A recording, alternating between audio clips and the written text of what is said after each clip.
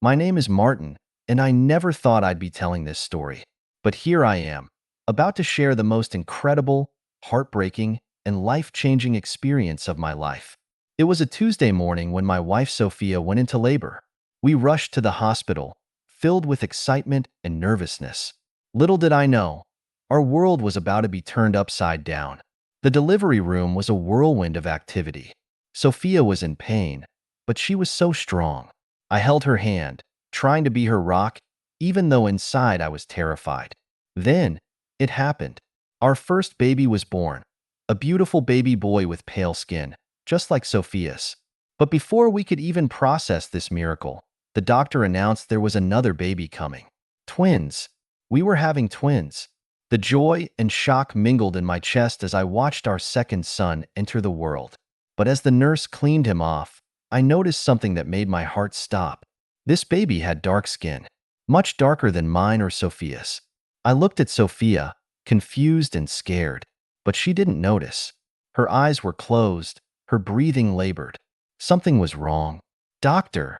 I shouted, panic rising in my throat. "Something's happening to Sophia."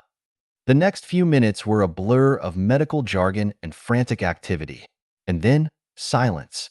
Sophia, my beautiful, loving wife, was gone. Just like that, I was left alone, shell-shocked, with two newborn babies, one white, one black, and 1,000 questions swirling in my mind. How could this be possible? What did it mean? And how was I going to raise these children on my own? Little did I know, this was just the beginning of a journey that would challenge everything I thought I knew about family, love, and identity. The days following Sophia's death and the twins' birth were a blur of grief and confusion. I felt like I was drowning in a sea of emotions I couldn't begin to process. I named the twins Diego and Daniel. Diego, the lighter-skinned baby, had Sophia's delicate features. Daniel, with his darker complexion, was a mystery that gnawed at me constantly. My mother, Rosa, became my lifeline. She moved in to help with the babies, but even her comforting presence couldn't ease the storm in my mind. "Martin," she'd say, rocking Daniel gently, "these boys need you. They're part of Sophia, part of you." But every time I looked at Daniel, doubt crept in like a poison. The whispers started in the neighborhood almost immediately. I could feel the stares, hear the hushed conversations that stopped when I walked by. "Have you seen Martin's twins?" One of them, "Well, it doesn't seem to be his," I overheard at the grocery store one day. The doubt ate at me, growing larger with each passing day. I started avoiding the nursery, letting my mother handle most of the childcare. The guilt was overwhelming, but so was the fear. What if Daniel wasn't mine? What if Sophia had? No, I couldn't even think it. Work at the mechanic shop became my escape. I'd stay late, losing myself in the familiar rhythms of engines and tools.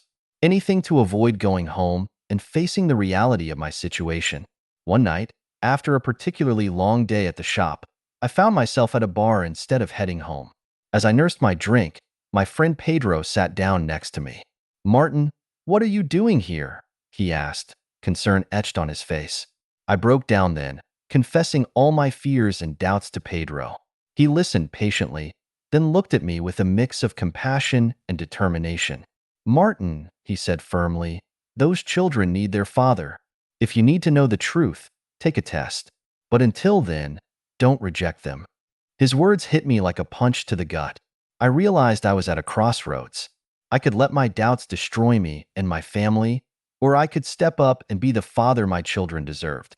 Little did I know, a discovery was waiting for me that would shake the very foundations of everything I thought I knew about my family and myself. After my conversation with Pedro, I knew I needed time to clear my head. I decided to visit my grandparents' old house in a distant city. It was a place filled with childhood memories, far from the whispers and judgmental looks of our neighborhood. The house was just as I remembered it, old, dusty, and full of forgotten treasures. As I wandered through the rooms, trying to sort out my jumbled thoughts, something drew me to the attic. It was as if some unseen force was guiding me. The attic was a time capsule, filled with decades of family history. As I rummaged through old boxes, my hand brushed against something solid, an old, rusty suitcase I'd never seen before. With trembling hands, I pried it open. Inside, I found a treasure trove of letters, photographs, and a small chest. As I spread the contents on the dusty floor, my heart began to race. The photographs showed my grandfather as a teenager, standing proudly next to a white woman and a black man. My great-grandparents, interracial couple in a time when such relationships were taboo, even dangerous. With shaking hands, I unfolded one of the letters. It was from my great-grandfather to my great-grandmother. Dear Helena, these times are hard, but your love gives me the strength to carry on.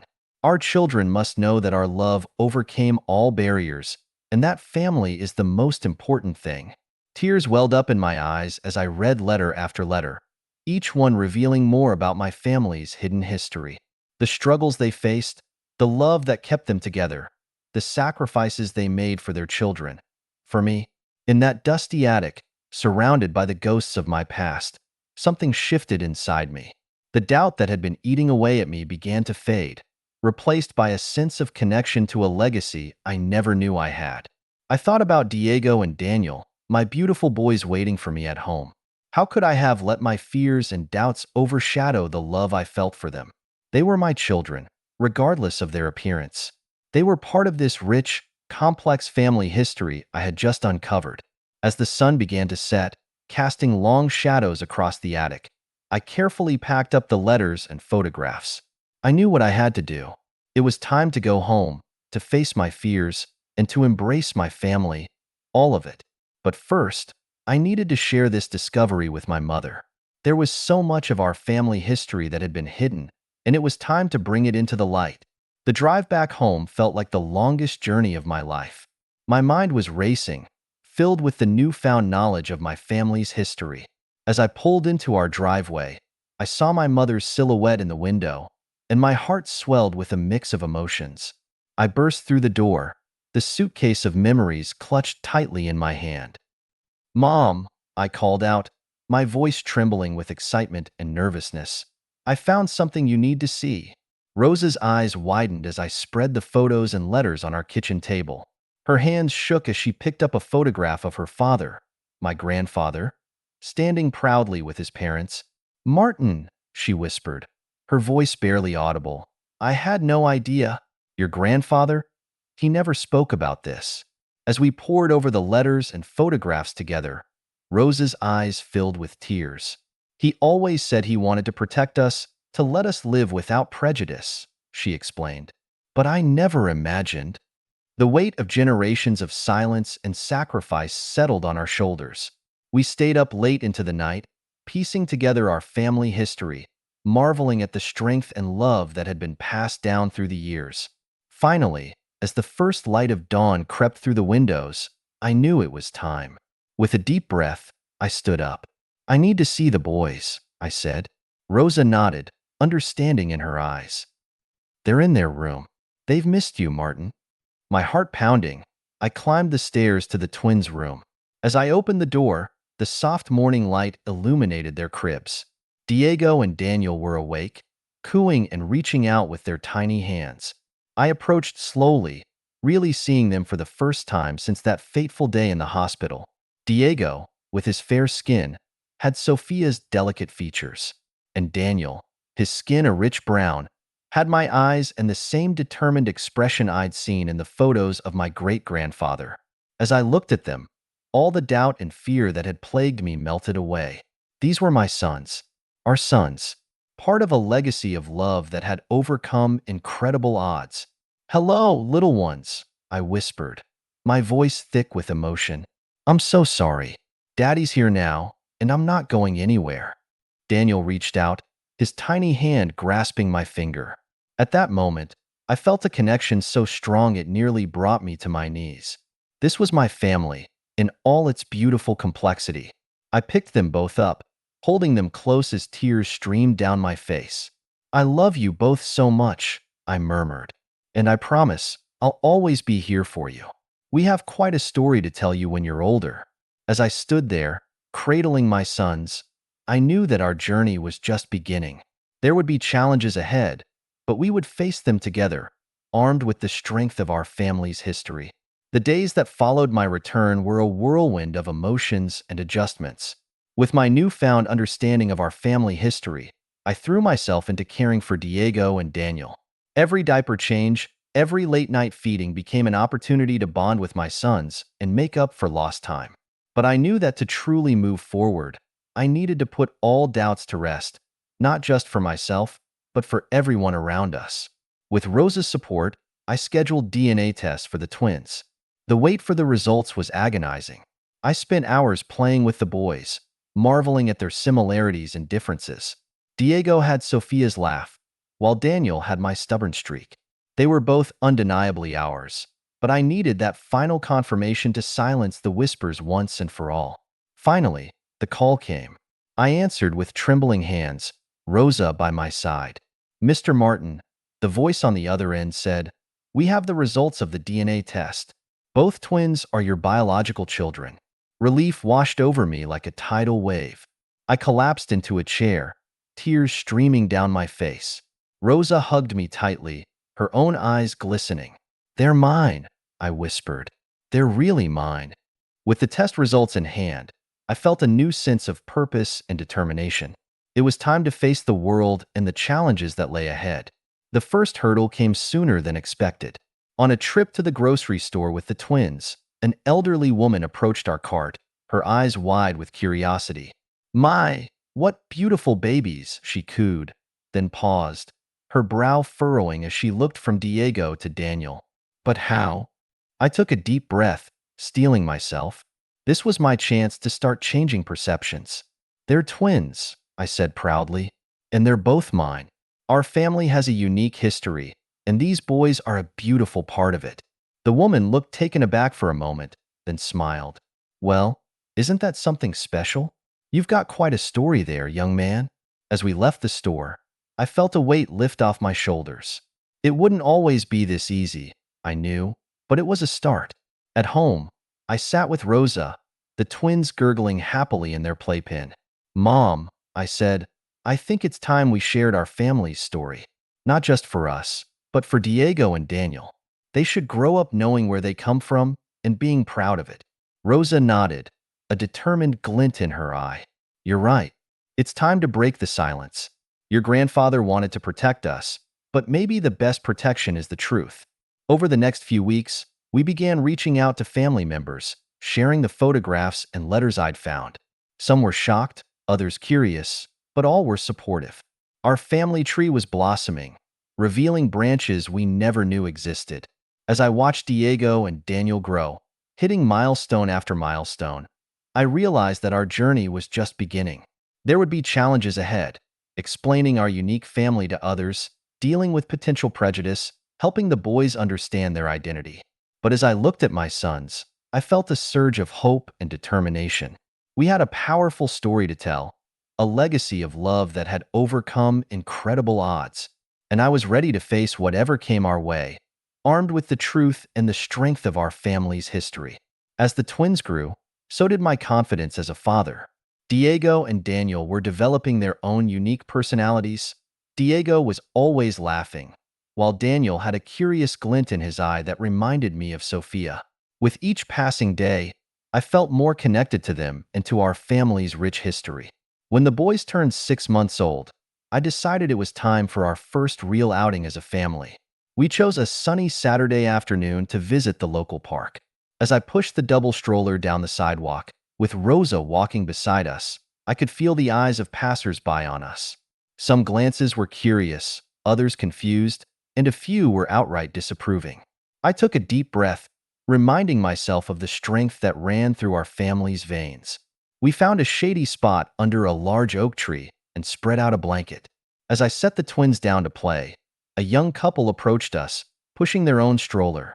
"Your babies are adorable," the woman said, smiling. Then, hesitantly, she added, "If you don't mind me asking, are they twins?" I felt a moment of tension, but then I remembered my promise to myself to be proud of our story and to educate others. "Yes, they are," I said with a smile. "Diego and Daniel. They're fraternal twins." The couple looked confused, glancing between the boys. I could see the question in their eyes that they were too polite to ask. Our family has a unique genetic history, I explained, my voice steady. My great-grandparents were an interracial couple at a time when that was very rare. These boys are a beautiful reminder of our family's journey. The couple's expressions changed from confusion to fascination. Wow, that's amazing, the man said. You must have quite a story to tell. As we chatted, I found myself sharing more about our family history. Other families nearby overheard and joined the conversation. Soon, we had a small crowd gathered around us, all eager to hear our story and coo over the twins. It wasn't all positive, of course. I noticed a few people walking by who shook their heads or muttered under their breath. But for every negative reaction, there were many more positive ones. As the sun began to set and we packed up to head home, I felt a sense of accomplishment. We had taken our first steps into the world as a family, and while it hadn't been perfect, it had been a success. That night, as I put the twins to bed, I whispered to them, "You boys are going to change the world. You know that? You're already changing minds and hearts just by being yourselves." I realized then that our unique family wasn't just a challenge to overcome. It was a powerful tool for promoting understanding and acceptance. We had the opportunity to bridge divides and challenge preconceptions, one conversation at a time. As I closed the nursery door, I felt a renewed sense of purpose. We were not just surviving as a family, we were thriving. And we were going to use our story to make a difference. It was just another busy day at my workshop. The familiar sounds of tools clanking and engines humming filled the air as I worked on repairing a stubborn carburetor. I was so focused on my task that I barely noticed when someone entered the shop. "Martin," a woman's voice called out, pulling me from my concentration. I looked up to see a woman I didn't recognize, notepad in hand and a curious glint in her eye. "That's me," I replied, wiping my hands on a rag. "How can I help you?" She introduced herself as Laura, a journalist from the local newspaper. "I've heard about your story," she said, her eyes bright with interest. "The twins, your family history. I think it could inspire a lot of people. Would you be willing to share it?" I hesitated for a moment. Our family's story had always been private, something we shared only with those closest to us. But then I remembered the conversations in the park, the minds we'd already changed just by being ourselves. "All right," I said, nodding slowly. "Let's talk."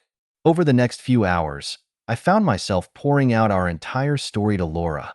I told her about Sophia, about the shock of the twins' birth and the loss that followed.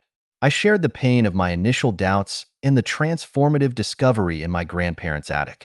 As I spoke, I could see Laura's eyes widen, her pen flying across her notepad. "Martin, this is incredible," she said when I finished.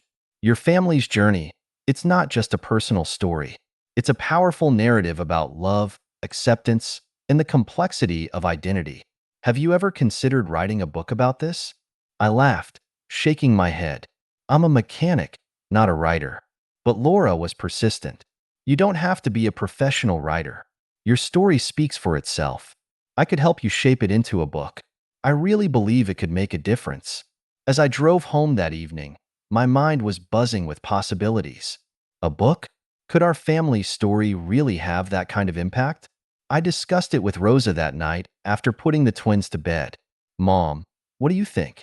Should we share our story with the world?" Rosa was quiet for a moment, then smiled. "Your grandfather kept our history a secret to protect us. But maybe now, the best way to honor that history is to share it, to show the world that love can overcome any barrier." Over the next few months, Laura and I worked tirelessly on the book. We titled it Roots of Valor, chronicling our family's journey from my great-grandparents' forbidden love to the birth of Diego and Daniel. It was an emotional process, reliving every moment of joy and pain, but also incredibly healing.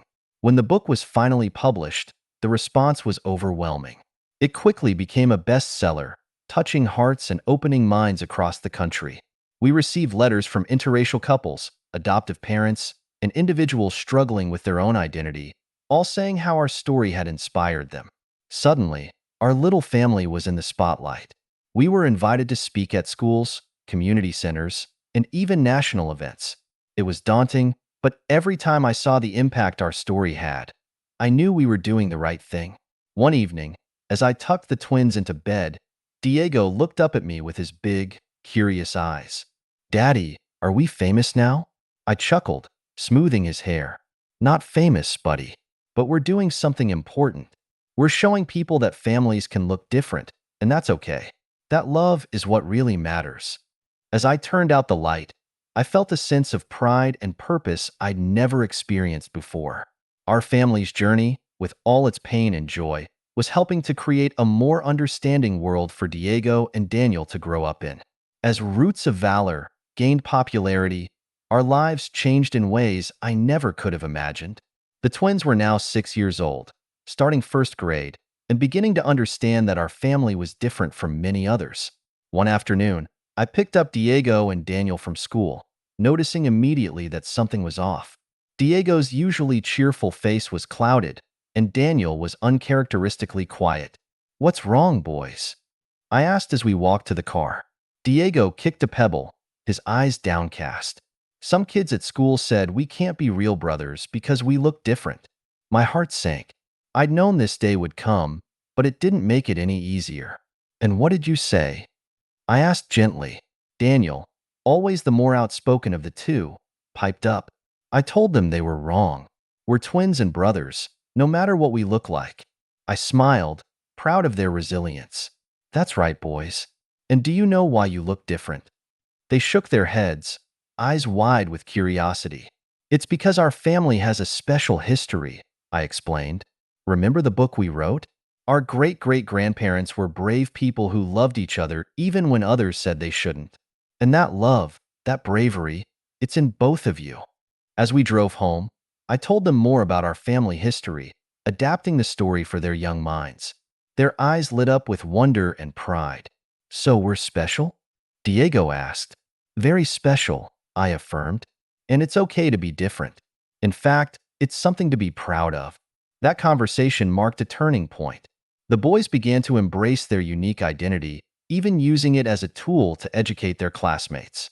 Their teacher called me one day, amazed at how Diego and Daniel had turned show and tell into a mini lesson about genetic diversity and family love. But with our growing public profile came new challenges. We received invitations to appear on talk shows and at conferences. While most people were supportive, we also faced criticism and even threats from those who disapproved of our family. One evening, after a particularly heated radio interview where a caller had said some hurtful things, I sat with Rosa in the kitchen, feeling drained. "Maybe we should step back from all this," I sighed. "I don't want the boys to face any more negativity." Rosa took my hand, her eyes fierce with determination. "Martin, remember why we started this. Every mind we change, every heart we open, that's one less person who will judge our boys in the future. We can't stop now." She was right, of course. We had to keep going, not just for our family, but for all the families out there who didn't fit the conventional mold. We decided to use the negative experiences as teaching moments for the twins. We taught them about empathy, about standing up for what's right, and about the power of education to combat ignorance. As the boys grew, they became increasingly involved in telling our family's story. By the time they were 10, Diego and Daniel were giving their own talks at school assemblies, sharing their experiences as mixed-race twins and promoting acceptance. Watching them stand tall and proud, educating others about diversity and love, I felt a surge of emotion. They had taken our family's legacy and made it their own, becoming advocates for acceptance at such a young age. One night, as I tucked them into bed, Daniel asked, "Dad, do you think we're making a difference?" I smiled, my heart full of pride. "Every day, son. Every time you share our story, every time you stand up for what's right, you're making the world a little bit better." As I turned out the light, I realized that our journey had come full circle. What had once been a source of doubt and pain had become our greatest strength, a beacon of hope for others. As Diego and Daniel entered their teenage years, their bond grew stronger, as did their passion for social justice. Now 14, they were no longer just the subjects of our family's story. They had become its narrators and champions. One crisp autumn morning, as I was making breakfast, Daniel burst into the kitchen, waving a letter excitedly. "Dad, Dad, you won't believe this." I turned from the stove, raising an eyebrow. What's got you so worked up, son? Diego followed close behind, equally animated. We've been invited to speak at the National Youth Diversity Conference. My jaw dropped. The conference was a prestigious event, drawing young activists and changemakers from across the country. That's incredible, boys. How did this happen? Remember that video we made for our school's Cultural Awareness Week? Daniel explained. Someone shared it online, and it went viral. The conference organizers saw it and reached out to us. Pride swelled in my chest. The boys had come so far from those early days of confusion and doubt. They had taken our family's story and turned it into a powerful tool for change. But as the initial excitement wore off, I felt a familiar twinge of worry. Are you sure you're ready for something this big? It's a national stage. Diego put a hand on my shoulder, his eyes serious. Dad, we've been preparing for this our whole lives. It's time to take our message to the next level. I nodded, realizing that my boys weren't so little anymore. They were growing into young men, ready to face the world on their own terms. The next few weeks were a whirlwind of preparation. The boys worked on their speech, practicing in front of Rosa and me every night. We helped them refine their message, offering advice and support. Finally, the day of the conference arrived. As we entered the grand hall, filled with hundreds of young people from diverse backgrounds, I felt a mix of pride and nervousness. Diego and Daniel took the stage, looking small behind the large podium. But as soon as they began to speak, their presence filled the room. We stand before you as brothers, as twins, and as living proof that love knows no color, Diego began. Daniel continued. Our family's story spans generations, from our great-great-grandparents who defied societal norms to love each other, to our father who chose love over doubt. As they shared our story, weaving in messages of acceptance, resilience, and the importance of embracing diversity, I watched the audience. Faces that had started skeptical or curious transformed, showing understanding and inspiration. When they finished, the hall erupted in applause. Young people rushed to the stage, eager to talk to Diego and Daniel, to share their own stories and experiences. As I watched my sons engage with their peers, answering questions and offering encouragement, I realized that our family's journey had taken on a life of its own. What had started as a personal struggle had become a beacon of hope for a new generation. Later that night, as we celebrated in our hotel room, I pulled the boys into a hug. I am so proud of you both, I said, my voice thick with emotion. You've taken our family's story and used it to make a real difference in the world. Diego smiled up at me. We couldn't have done it without you, Dad. You taught us to be proud of who we are. Daniel nodded in agreement. Yeah, and now we can help other kids feel proud of their families too, no matter what they look like. As I looked at my sons, I saw not just echoes of Sophia and myself, but the strength of generations before us. Our family's legacy of love, acceptance, and courage was alive and thriving in these two remarkable young men. I realized then that our story was far from over. In fact, with Diego and Daniel at the helm, it was entering an exciting new chapter. The future held challenges, certainly, but also incredible potential for change and growth. As we fell asleep that night, I felt a sense of peace and purpose I'd never experienced before. Our family's journey had been difficult, filled with loss and doubt, but it had led us to this moment, a moment of hope, of possibility, of love triumphing over all obstacles. The boys' speech at the National Youth Diversity Conference was just the beginning. In the weeks and months that followed, our family's story spread like wildfire across social media platforms and news outlets. Diego and Daniel became overnight sensations, not just for their unique appearance, but for their powerful message of love, acceptance, and the importance of embracing one's identity. Invitations poured in from all corners, talk shows, podcasts, even international conferences. At first, I was hesitant. The boys were still young, and I worried about the pressure and exposure. But Diego and Daniel were passionate about continuing their work. Dad, Diego said one evening, his eyes shining with determination, we have a chance to make a real difference. We can't stop now. Daniel nodded in agreement. Our story is helping people, Dad. We need to keep sharing it. Seeing their commitment, I knew I had to support them. We decided to accept select opportunities, always ensuring that their education and well-being came first. As the twins' platform grew, so did the scope of their activism. They started a YouTube channel where they discussed issues of race, identity, and family in a way that resonated with their peers. They initiated a Pen Pal program connecting kids from diverse backgrounds across the country. They even began working on a children's book series about different types of families. But it wasn't always easy. The increased visibility brought its share of challenges. There were still those who couldn't understand or accept our family. The boys faced online bullying and occasional confrontations in public. One particularly difficult day, after a heated debate on a popular talk show, I found the twins in their room, looking dejected. "Maybe we should stop," Diego said, his voice uncharacteristically small. "It's so hard sometimes." I sat down between them, putting an arm around each of their shoulders. "Boys, do you remember what I told you about our great-great-grandparents? About how they faced incredible odds to be together?" They nodded, listening intently. "Well, change is never easy. But every person you reach, every mind you open, that's a victory. You're carrying on their legacy, and your mother's too. She would be so proud of you both." Daniel perked up a bit. "You really think so, Dad?" "I know so," I said firmly. "And I'm proud of you too. More than you could ever know." That conversation seemed to renew their determination. They threw themselves back into their work with even more passion, using the negative experiences as fuel to drive positive change. As the years passed, I watched in awe as my sons grew into confident, compassionate young men.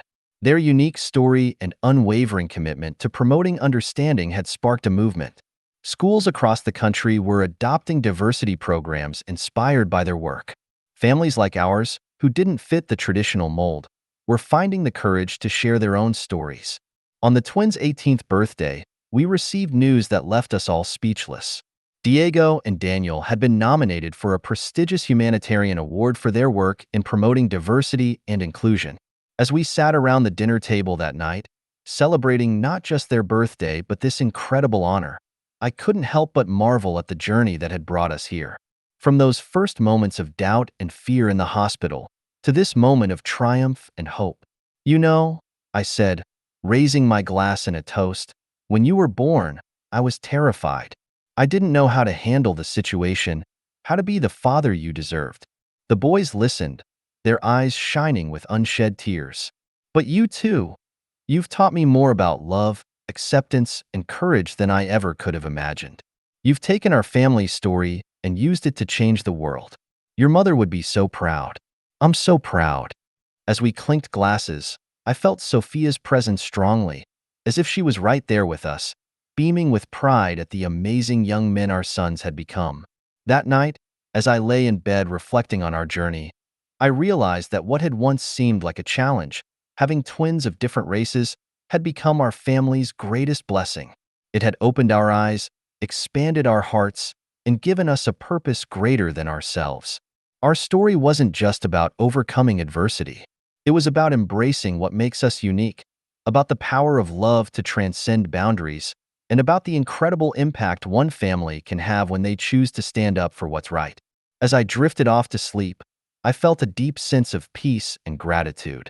Whatever challenges the future might hold, I knew that our family, bound by love, strengthened by adversity, and committed to making a difference, was ready to face them head-on. As I sit here today, looking back on our family's incredible journey, I'm filled with a sense of wonder and gratitude. Diego and Daniel are now 25, and the impact they've had on the world continues to amaze me every day. After receiving that humanitarian award at 18, the boys threw themselves into their college studies with the same passion they'd shown for their activism. Diego pursued a degree in sociology, while Daniel chose law. Both were determined to use their education to further their work in promoting diversity and equality. Their graduation day was one of the proudest moments of my life. As I watched them walk across the stage to receive their diplomas, I couldn't help but think of Sophia.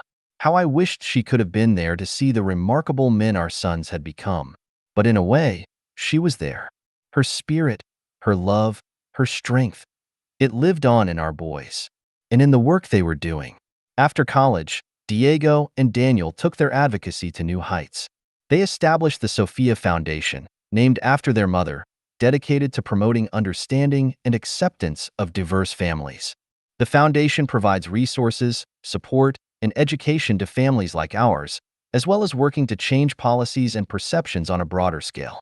Their work has taken them around the world, speaking at international conferences, meeting with world leaders, and connecting with families from all walks of life.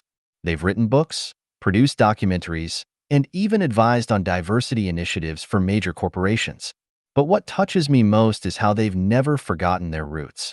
Every year, they return to our old neighborhood to speak at local schools. They mentor young kids struggling with identity issues. They haven't let fame or success change who they are at their core: kind, compassionate young men who believe in the power of love and understanding. As for me, I've found my own way to contribute. I still run my mechanic shop, but now it's a place that does more than just fix cars. We offer job training programs for at-risk youth, teaching them not just about engines, but about respect, diversity, and the value of hard work. Rosa, now in her golden years, beams with pride every time she sees the boys on TV or reads about their latest accomplishment. "Your grandfather would be so proud," she often says. "This is why he kept our history alive." For moments like these.